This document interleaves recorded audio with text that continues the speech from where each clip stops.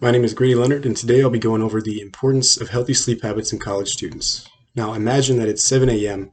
and that horrible sound of the iPhone alarm is ringing through your ears once again. You roll over to hit the snooze button, telling yourself there's absolutely no way that you're going to get up right now. 4 hours ago, you were finishing a paper about some book that you didn't even read, and your grade is sure to reflect that. Now, you might ask, how do I come up with such a descriptive example? Well, it's because I've been in that very situation. The amount of sleep that college students are not getting is astounding and quickly becoming an epidemic. My goal in the presentation of this speech is to bring attention to the importance of sleep in the lives of busy college students. Adequate sleep is an important factor that can help improve school performance, mental health, and physical health. Now, the first thing that I want to address in my speech is the fact that school performance is heavily affected by the amount of sleep that students are getting. In a study done by Orzek, Solowski, and Hamilton in 2011, GPA differences in students who reported pulling an all-nighter versus those that did not was significantly different, with those pulling an all-nighter being at a 3.05 GPA and those that did not being at a 3.26 GPA. In that same study, it was reported that 54% of students who were affected by poor sleep skipped class as that result. So that goes to show that not only can poor sleep affect your performance in the classroom, but it can keep you out of the classroom as a whole. In another study done by Daniel J. Prestwich in 2007, one group of students in a study were administered no sleep education at all, and then two other groups were administered sleep education and a sleep log. And the students that had these interventions actually improved their sleep by over 50 minutes a night.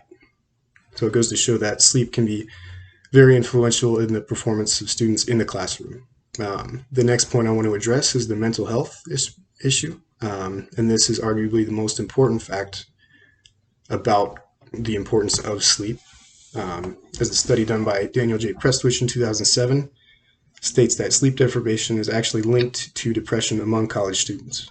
And this can lead to many other things such as dependencies, which in a news article found by Schrag in 2010, students who struggle with sleep due to chronic stress stemming from the classroom are 2 times more likely to rely on alcohol or drugs to find sleep at night. So not only can sleep deprivation induce that depression, but it can also help facilitate other dependencies that students or people might have due to lack of sleep. The third thing I want to address is the overall physical health that sleep can affect. Again, by the study by Prestwich, based on an analysis of injured individuals in an emergency room setting, many of the individuals reported either having an acute or chronic sleep problem. And this links the probability of injury with the amount of sleep that a person gets every night. So if a person is more prone to getting injured, usually they're linked with having less sleep every night. Another aspect of this is the obesity factor.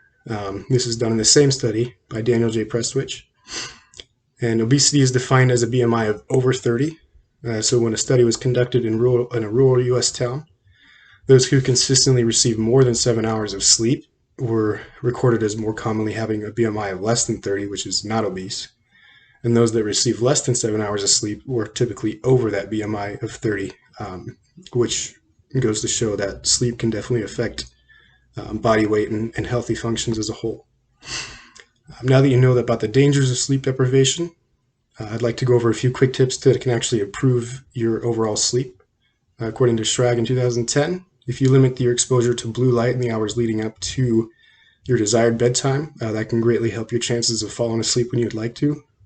I know that iPhone and many laptops have a blue light dimmer, so if you need to, at the end of the night, you can turn that down and possibly help yourself out there.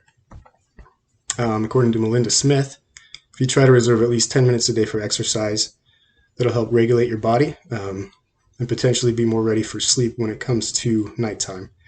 Another quick tip is to establish a nighttime routine and actually stick to it. Then more of a mental side, in that same study by Melinda Smith in 2019, if you put more of an emphasis on relaxing instead of actually falling asleep, you're going to be a lot better off in getting to that sleep state. Take yourself through a body scan and put the focus on feeling relaxed instead of trying to force yourself to actually fall asleep. A good way to do this is actually go through a meditation or a body scan, like I said earlier, and really reduce the buzz in your mind and prepare yourself to actually fall asleep. As you can see, the lack of sleep among college students is responsible for the numerous challenges that many students face. School performance, mental health, and physical health can all be negatively influenced by inadequate sleep. Now you're aware of the many dangers of insufficient sleep, but you also know how to prepare yourself for a good night's sleep. The next time that you hear that dreaded 7 a.m. alarm, you'll be both mentally and physically ready to prepare yourself for a full effort in the classroom.